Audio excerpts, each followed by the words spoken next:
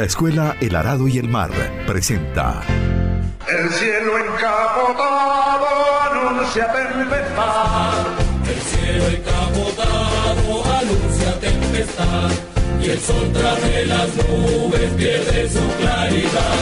Oligarcas temblar. Horror a la oligarquía. Oligarcas temblar, viva la libertad. La trinchera chavista que pone a temblar a los oligarcas. Vamos a darle la palabra al profesor Rubén Sardoya. Muchas gracias, Cira. Un saludo a los televidentes, un saludo a ustedes. Trotsky, sin duda, o probablemente el más proscrito de todos los proscritos en tiempos convulsos como los que siempre hemos pensado, que de las peleas entre los grandes pensadores revolucionarios y entre sus seguidores, quien sale preferentemente beneficiado es justamente nuestro adversario, en particular el imperialismo. Creo que han pasado ya aquellos tiempos posteriores al derrumbe de la Unión Soviética en que el pensamiento revolucionario casi que se había convertido en un paño de lágrimas y era casi imposible dejar de pensar o pensar en otra cosa que no fuera tratar de explicarnos las causas de ese ignominioso derrumbe, dónde empezó, cómo comenzó, quién fue el que tuvo la culpa, y nos sentábamos con un grupo de amigos de diferentes tendencias, todos revolucionarios, y empezaba de nuevo el debate acerca del pacto Molotov-Ribbentrop. Y empezaban entonces las pasiones, las discusiones, hasta crear profundas escisiones, divisiones, que repito, para nada contribuían a la lucha que nos proponemos. No se trata de menospreciar la importancia del estudio del pacto Molotov-Ribbentrop y de toda la historia del socialismo. Es más, eso es una obligación. Estamos obligados, quien no sabe de dónde viene, no sabe a dónde va. Y estamos obligados a reconstruir todo el proceso histórico que condujo a ese derrumbe social del muro de Berlín y el arreo de la bandera roja de Kremlin. Pero eso hay que hacerlo con la serenidad que da el tiempo, con la necesidad que exige la responsabilidad histórica que enfrentamos. No cabe duda de que Trotsky es uno de los grandes revolucionarios del siglo XX, uno de los grandes pensadores marxistas del siglo XX, un hombre que dedicó toda su vida a la lucha contra el capitalismo, en su patria contra el zarismo, contra el imperialismo, a la lucha por la emancipación de los trabajadores, al margen de cualquier juicio que nos pueda merecer una actuación u otra histórica suya, una actuación, una posición teórica suya determinada. Un hombre que desde los 20 años estaba organizando movimientos revolucionarios contra el zarismo, que fue deportado a Siberia, que se fuga de Siberia, que participa, fue uno de los fundadores del primer soviet que se creó en Petrogrado en la época de la Revolución de 1905, llegó a ser su principal dirigente, que por sus dotes de tribuno, de agitador, de propagandista, de revolucionario intransigente, fue una de las figuras clave de esa revolución. Un hombre que jugó un papel también muy destacado en la Revolución de Octubre. Yo tuve la oportunidad hace muchos años de visitar el Palacio de Invierno y recuerdo como si fuera hoy una guía que nos llevó ante un reloj detenido en una hora, no puedo recordar exactamente la hora, y nos explicaba que ese reloj lo detuvo exactamente en esa hora Trotsky cuando dirigió por encomienda de Lenin el asalto al Palacio de Invierno, para significar que en ese minuto había comenzado la nueva historia de la humanidad. Un hombre que tuvo un papel extraordinario en la fundación del Ejército Rojo, en el triunfo de la primera revolución socialista triunfante contra la contrarrevolución interna y contra la agresión de 14 potencias capitalistas. Un hombre que su vida ha sido muy controvertida, llena de zigzags, llena de claroscuro, llena de incomprensiones, pero que nos podemos dar cualquier lujo menos dejar de estudiarlo, menos de conocer su pensamiento. Muy buenas. Horror a la oligarquía está en el aire. Estamos en Voces Libertarias 97.3 en Caracas, Radio Sandino en Yaracuy, Radio Coroba en Bolívar, Ondas del Cercado en Lara, emisora cultural de San Antonio de Miranda, y en Barinas, Voz de la Libertad, Radio Catabre y Radio Unión. Estamos en Twitter en @ungrano-de-maíz y en @elarado y el mar. También en el 0416-626-3300. Los mensajes los filtramos y los leemos. Le damos las gracias a Milka, que ha mandado varios mensajes. ¿Qué más? El blog, aradoyelmar.blogspot.com, más que un blog, más que una página, una escuela política, una escuela de cuadros. y el blog hermanotrincheraderosas.blogspot.com. Muy bien, ¿cómo andan, Zancudo? Bien, perfecto. ¿Todo bien? Llegó Saturno. Llegó. ¿Cómo le va, Saturno? Bueno, vamos a decir que mejor. Mejorando. Bueno, arrancamos, para muchos de una voz desconocida. Estamos hablando de Rubén Sardoya, ex rector de la Universidad de La Habana, filósofo, un revolucionario, un hombre del Partido Comunista Cubano hasta el día de hoy. En este homenaje que le hacemos a uno de los más grandes revolucionarios que tuvo la historia, León Trotsky, para contribuir con la verdad histórica, principalmente, y para contribuir también a develar a los payasos que intentan vilipendiar no solo la memoria y la figura de este gran revolucionario, sino también vilipendiar la historia, ¿no? Mentir sobre lo que ha ocurrido en el siglo XX. Me parece que es una enseñanza para toda esta gente y para los que mandaron Twitter atacándonos por defender a Jagua. Ajá. Es que la revolución, más allá de su discrepancia, no puede comerse a sus hijos, eso es malo. Quizás, y el profesor Sardoya lo asoma, quizás la caída de la Unión Soviética años después tiene que ver con el tratamiento a estas disidencias. Sí. Entonces podríamos decir, una revolución tendrá la calidad del trato a su disidencia. Listo. Arranca entonces con el texto rojo de hoy, texto que hemos intitulado El último en enterarse es el gobernante. La política se parece a la vida cotidiana, es su reflejo aumentado. De allí las metáforas y los refranes que en muchas ocasiones la explican. Alguien podría decir que es la sabiduría popular, o que la vida es una sola, arriba y abajo, o que somos los mismos humanos con las mismas pasiones. Hay abundantes dichos relativos a que el último en enterarse es el doliente. Esto, trasladado a la política, tiene fuerza decisiva.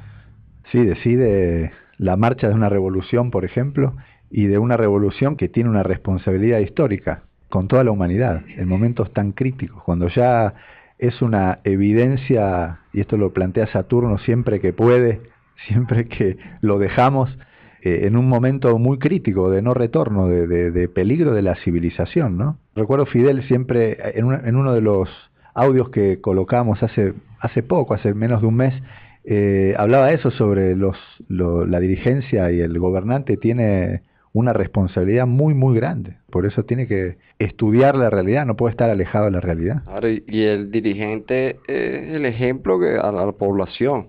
O sea, que la masa van a seguir a lo que haga el dirigente. Claro. Yo estaba pensando anoche en eso, en todos los camiones que le ha echado Fidel a la educación de su pueblo. Sí. Gandolas. Pero usted leyó ese pedacito donde dice que el último en enterarse es el doliente. Sí. Yo estaba distraído. Pero fíjate que eso recuerda al cuento del alemán aquel. El del sofá. Que vendió el sofá. O sea, fue el último en enterarse y resolvió mal. Sí. Habría que ponerle eso en el análisis, ¿verdad? Así termina el texto. Así termina. Ajá. Sí, Antonio Ponte es erótico. Siga, pues. El dirigente, por lo general, debe estar atado a los tiempos históricos pasados y presentes para poder vislumbrar el futuro, porque de lo contrario no pueden conducir, no pueden dirigir a una revolución. Yo estoy contento porque volvió Saturno y no voy a decir nada de esas palabras, no voy a adversarlo hoy. Sígame. Los gobernantes corren el riesgo tremendo de aislarse de la realidad, de ser los últimos en enterarse de la verdad verdadera, y casi siempre lo hacen de manera traumática. Por ejemplo, Carlos Andrés murió sin entender qué había pasado con aquella popularidad. Hasta su rubio natal le dio la espalda. Después de coronarse como un virrey, a pocos días el Caracazo lo sorprendió. Fue el último en enterarse de que la miseria había llegado al río y que su varita mágica no funcionaba más. Párese ahí. Tú sabes que, aunque se ponga bravo a la gente, esto me parece mucho a Carlos Andrés. Bonanza petrolera, despilfarro de los recursos, locateras. Bueno, no hay alguien que dice ahí entre nosotros que estamos derrumbando al sistema burgués. Al Estado burgués. Que las elecciones acabaron con el puntofijismo, un poco de loquera. Pero así mismo era la cuestión de Carlos Andrés. basada en una popularidad. Carlos Andrés ganó las elecciones con un récord mundial de votos. En el 88. Aquello era una democracia desbordante, entre comillas. Pujante. Y a los pocos meses, a los pocos días, 3 semanas, sucede el 27 y un poquito más allá el 4 de febrero, ¿verdad? Por cierto, el 4 de febrero, mejor no hablamos de eso. Mira, entonces fíjate una cosa, es un ejemplo típico y muy parecido con esto de ahora, de cómo los gobernantes, la soberbia los lleva a divorciarse de la realidad, y la realidad les llega a la puerta y les jala una pata en el cuarto como a Celaya, ¿verdad? Con pijama lo sacan. El hombre llega aquí a Venezuela y todavía no sabía qué había pasado, no se habían ni limpiado los dientes. Y lo que catapultó todo ese 27 de febrero fue una simple medida. Aquí caen los precios del petróleo y aparentemente no pasa nada, no pasará nada, aún desplomándose todo. No vale, lo que hay es que tomar medidas. Claro, pero fíjate tú, el problema no es la simple medida, el problema, y eso es la similitud con nosotros, el problema fue que el pueblo fue educado en el despilfarro y en el clientelismo, ¿verdad? Y en la vida fácil, ¿cuánto hay para eso? Los viajes para Miami de todo el mundo, el dólar corriendo y tal. De golpe se cierra el grifo y sucede lo que sucede, que se expresa con una medida. Y ahora decimos ahí en la columna, y hay que adelantarlo ya, que hay señales que antes las hubo y no las vieron. A Carlos Andrés le pasaron señales y se ocultaron como el gato. Le echaron tierrita al pupú. Después le salió la gran oleada que fue el 27 y el 4. Pero ya eso venía abajo. Incubándose. Sí, y ese Carlos Andrés fue el actor de ese momento, pero eso le sucedió fue a toda la socialdemocracia de aquella época en Venezuela. Porque la socialdemocracia era la que impulsaba esas políticas agotada. Sí, agotada. Pero un pueblo distraído no veía que era la socialdemocracia, sino lo personificaban en un hombre que era Carlos Andrés. Sacaron a Carlos Andrés Pérez y la socialdemocracia se mantuvo y todavía se mantiene. Se remozó. Los adecos aún estudian la caída de Carlos Andrés. Y la caída de ellos. Desde aquellas pomposas romerías blancas hasta el triste espectro político que son hoy. Los jefes del Imperio Romano tenían recordatorios de que toda gloria es pasajera. Intentaban así dar un poco de humildad a los emperadores para facilitar su conexión con la realidad y librarlos de la aureola de adulantes que se la falsificaban. Eso era que se lo decían al oído de vez en cuando, ¿no era? Esa era una que pasó a la historia, pero había otra. ¿Entiendes? Tratando de que, imagínate tú la soberbia de un César.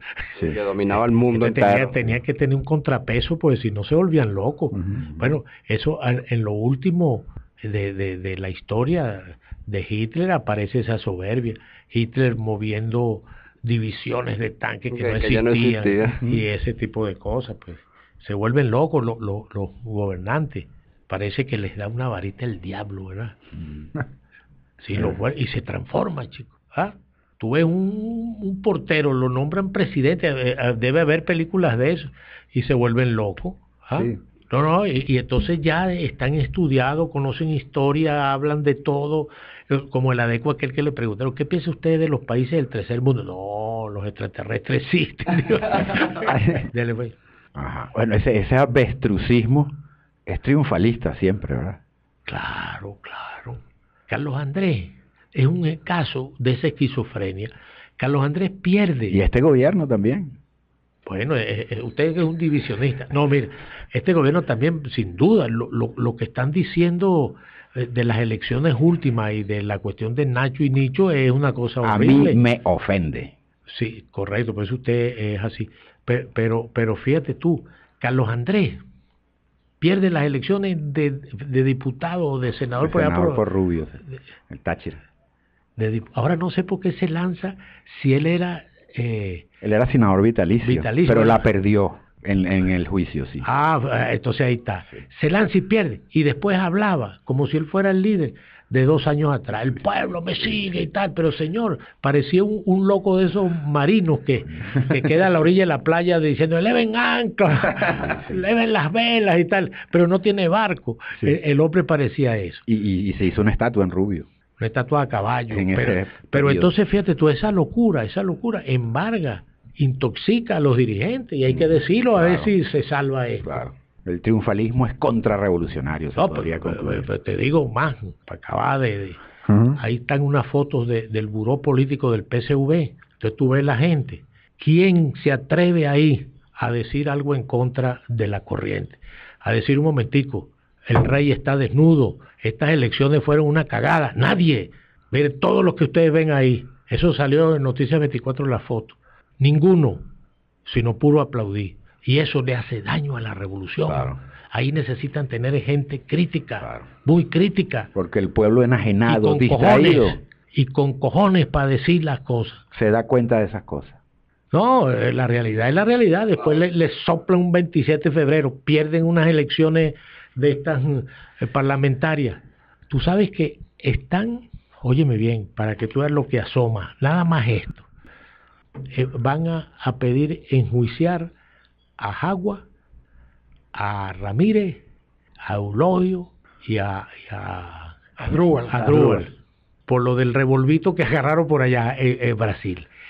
No va a pasar nada, pues no tienen mayoría, pero si tuvieran mayoría. Ahora, ¿cómo convences tú al pueblo que vote por esta gente? Si no han querido votar ni los del partido, no se dan cuenta de eso, ¿para dónde vamos? Bien que nos vaya, perdemos las parlamentarias. Y ahí sí es verdad. Plácata, siga. No puedo seguir después de esas palabras. No, y nadie se atreve a decir nada. Nadie se atreve a decir nada. Y el que lo diga... Divisionista. No, y lo agarra el patíbulo. El gulag. Le quitan los programas y salen contentos. Después esos que andan persiguiendo el Ministerio de Persecución de las Ideas se pasa para el chavismo democrático y conviven pacífico, con el pacto de punto fijo y tal. Sí. El tradicional más. ¿Qué es la socialdemocracia? Es el proyecto de la socialdemocracia. Bolívar, el mismísimo libertador, después de liberar un continente, fue sorprendido por sus lugartenientes que fraccionaron sus sueños, y de esa primera traición a Bolívar resultaron naciones con el pecado original en su sangre. Pero ahí hay una cosa histórica, y me perdona Julio, que dice, alguien dijo por ahí en estos días, que Colombia la fundó Bolívar. Fíjate tú qué exabrupto histórico. Eso está como aquel amigo suyo que escribe... Pino Iturrieta y Morón, que dicen que el venezolano y tal es de Venezuela, es Páez. Sí. Es verdad, es verdad. Colombia y Venezuela son naciones antibolivarianas, surgen de destruir el sueño de la Gran Colombia. La Gran Colombia. Entonces alguien dijo por ahí de los nuestros que Bolívar había fundado a Colombia. Bolívar en la tumba esa nueva que le pusieron, no se sintió. Tembló. ¿Cómo es eso? Si lo traicionaron Santander y el otro país. Debería intervenir el Ministerio de Salud en de esas declaraciones. El Ministerio de Salud. Es así. El gobernante cree que sabe, cuando en realidad está ciego. No ve lo que sucede más allá de su soberbia. La imagen que le pintan los círculos íntimos es siempre bondadosa. El gobernante se irrita ante las malas noticias. Nadie discrepa. Nadie quiere correr el riesgo del patíbulo reservado al mensajero. En la reunión esa que está ahí, en la foto, vean la foto y la ponen. El que se atreva a decir, oye, esas elecciones como que salieron chimba, no lo invitan más. Sí. Pues ese buró político no sé de dónde salió. Ese no es. No sé. ¿O será? Bueno, no sabrán ellos. Yo estoy excluido. No, y lo de los gobernantes que están como encerrados en una burbuja que no les permite ver la realidad y rodeados de una camada de aduladores que no le dicen no se atreven a decirle la verdad. Claro, que algo anda mal. Otra cosa es que hablan de que la gente no patea la calle, no ve la realidad, y los que están encerrados son ellos, y cada día más aislados, porque pero mira, la realidad está hablando. Pero habría que agregar ahí los gobernantes burgueses, o de prácticas burgueses de gobernar, porque Chávez agarraba y salía en la madrugada y se metía en un hospital. Pero corrían el mismo y Fidel. riesgo, para contrarrestar el riesgo. Ajá. Porque eran conscientes de que eso ocurría. Entonces debía de existir en Miraflores, de la parte de atrás y de la parte de adentro, en el Consejo de Ministros, un buzón, el buzón de la queja. Buzón de sugerencias, puede ser, sí. Donde metan las cosas. Por ejemplo, en esa reunión ahí nadie habla y tal, pero llega un tipo calladito y mete una cuestión. Estas elecciones fueron una cagada. Una medida profiláctica, claro, ¿verdad? pero tiene que tener receptividad del presidente y del otro presidente y del vicepresidente y tal y tal. Sí, tienen que tener ganas de ver también. Tienen ganas de ver, señor. De abrir los ojos. Y decirle la verdad. Bueno, y oye a Fidel, ¿verdad? Sí. Me importa un bledo si estamos ayudando si el enemigo se aprovecha de nuestras debilidades, claro. De nuestra debilidad. Pero hay que decirla. Que en realidad esas debilidades son grandezas. El reconocimiento de los errores. Si somos capaces de transformarlo en fuerza. Debería poner ese audio al final.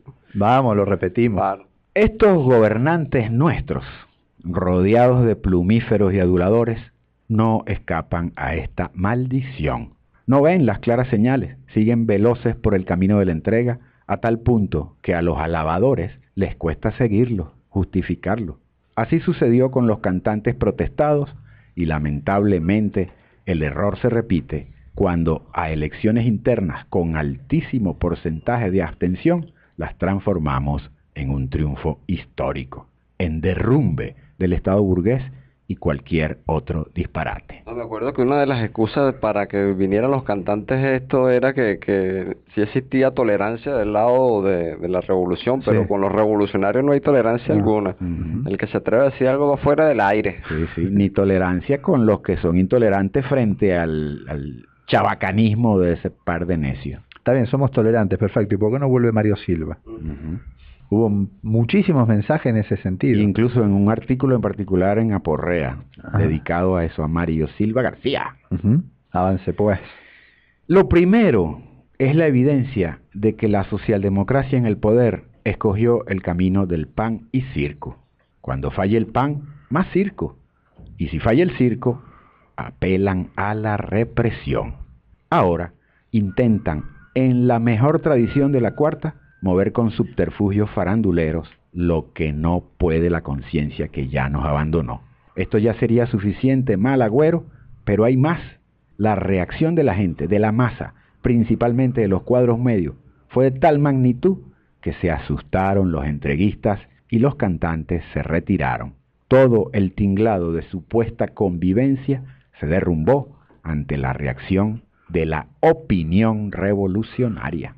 Bien, el texto continúa, nosotros lo vamos a dejar por acá, que ya estamos llegando al final del programa. Lo interesante ahí lo pueden leer en el aradoyelmar.blogspot.com. Lo interesante ahí, quizá para cerrar, es que esa expresión que se vio en la farándula tiene su expresión de fondo, que es la entrega en lo económico, la alianza con los capitalistas. Bueno, no afloró allí las contradicciones, fuimos pocos los que denunciamos aquella entrega o el comienzo de la entrega y resultamos apaleados. Claro, lo positivo es las reservas morales que dice el texto, que evidencia la reacción de la opinión. Que todavía hay reservas morales. No queremos a esos necios. ¿Listo? Nos fuimos, vamos, pero regresamos, desgraciada, maluca, muetu. Esto que traigo aquí no es un discurso, no es un discurso, no señor. Estos datos constituyen un informe altamente secreto de la economía. Y esto que traigo aquí no es un discurso, sino los secretos de la economía. De esas cosas que se escriben y se dicen secreto para que el enemigo no lo sepa. No. Aquí las tenemos, no las decimos para que el enemigo no sepa. El enemigo realmente nos importa un bledo.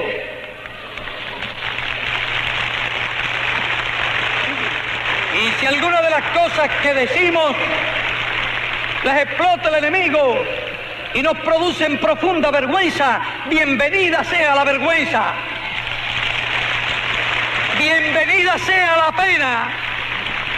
Si sabemos convertir la vergüenza en fuerza, si sabemos convertir la vergüenza en espíritu de trabajo, si sabemos convertir la vergüenza en dignidad, si sabemos convertir la vergüenza en moral.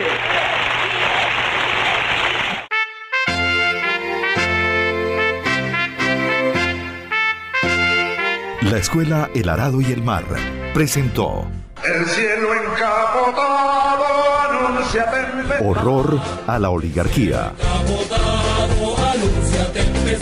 La trinchera chavista que pone a temblar a los oligarcas.